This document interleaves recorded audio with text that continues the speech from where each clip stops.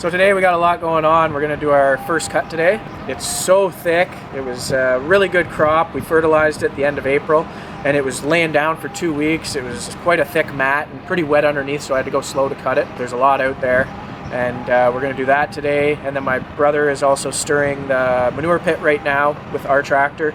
So we're mixing up the liquid, and then basically a half hour after we start harvesting the haylage and bagging, then he's going to start hauling manure. This video is sponsored by Major Dairy AI Services Limited.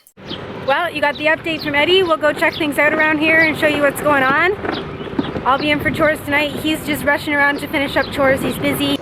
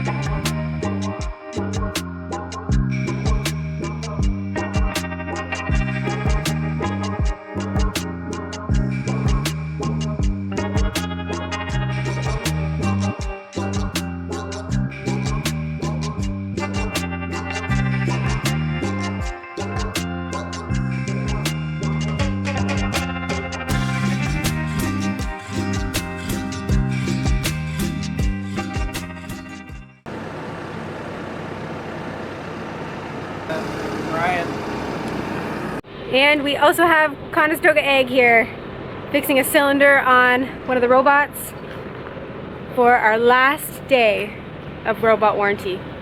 Tomorrow marks 2 years since we've been milking here, and feels kind of cool.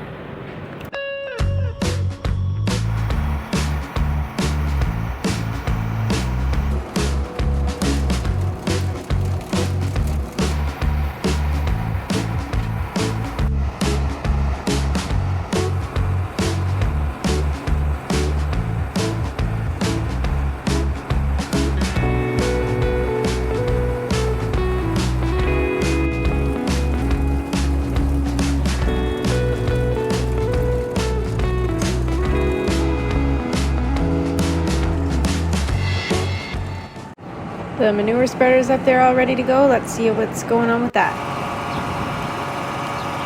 Mark and Beth are taking off the giant stir stick that was in the manure pit, and then they're going to hook up the agitator to run while they're pumping out the manure to spread it.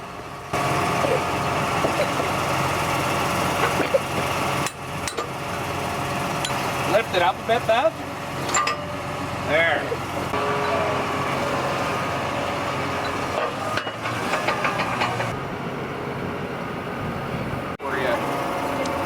Exactly. You look how slick's in your questions.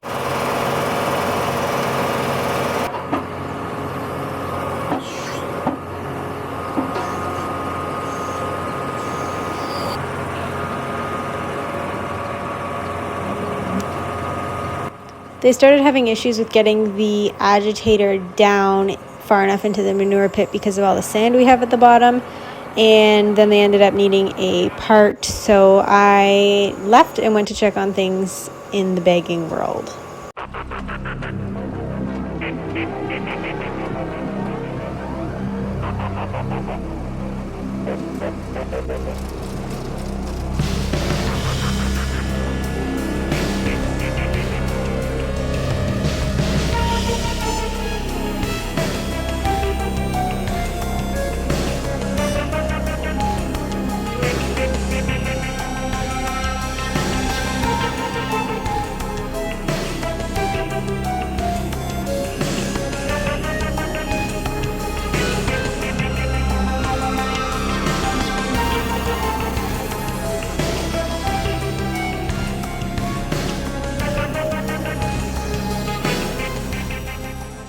We were doing haylage on Friday before we planted our corn, and it went really well. We started at 10 in the morning harvesting. We had 2 baggers set up.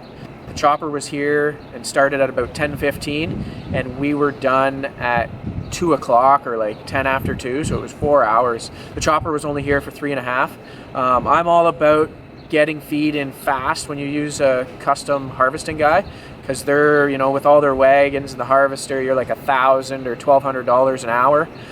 Some people think bagging is slow, but it's not. If you bring in a big harvester, you got to bring in 2 baggers. If you bring in a small harvester, you can use 1 bagger. So we use 2 baggers all the time when we're harvesting. We have a guy that comes in with a very large self-propelled harvester, and to keep up with him, 2 baggers, and the wagons were waiting on the harvester all 3.5 hours that the harvester was here. How many wagons did you have? We had 4 wagons, 1 big harvester, 2 baggers, and there was always an empty wagon waiting on the harvester. And we do that with corn silage too. We just keep that harvester humming. It keeps the bills down. You can't beat that. 3.5 hours for our main flow of haylage. It's going to be a small bill compared to the, you know, $1.5 million of equipment that was running around here for those few hours that they were here. And our harvesting guy is really good for that. Like he'll, as long as the harvester was running, like as soon as it was gone, you know, the 3.5 hours, that's all we'll get charged. Maybe 4 hours on the wagons because they had to unload and, you know, finish off while the harvester headed off to the next job. So it went really well. As soon as they started harvesting, my brother was here getting the liquid manure going. Actually, in the morning before the harvester even got here, we got a prop in, or an agitator, whatever you want to call it. And we stuck it in there for about 4 hours, and we agitated our manure pit. There was a lot of crust on top and some clumps of straw and manure sitting in there, and that thing did a great job. 4 hours, it was mixed up nice. It obviously doesn't bring the sand up because we use sand bedding. Like there's still going to be a pile of sand in the bottom of this manure pit, but we agitated it up nicely.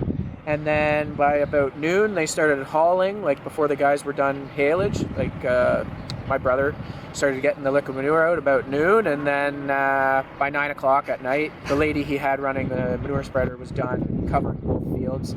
And yeah, we got a bunch out, so that went good. And then it rained on Sunday or Saturday night, and that was Friday. So yeah, 2 days later, then it got rained on, which is ideal. That helps get the manure into the soil a little bit. And yeah, it went really good. We were happy.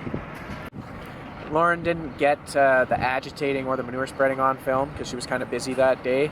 And my brother, when he was setting up the pump, he needed to go get a part from a cousin of mine. And he was having issues getting his pump in because our ramp is where the sand manure pumps in from the barn. So he always fights with getting it through a mound of sand.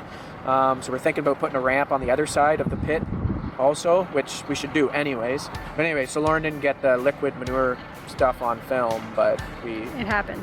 Still got it done.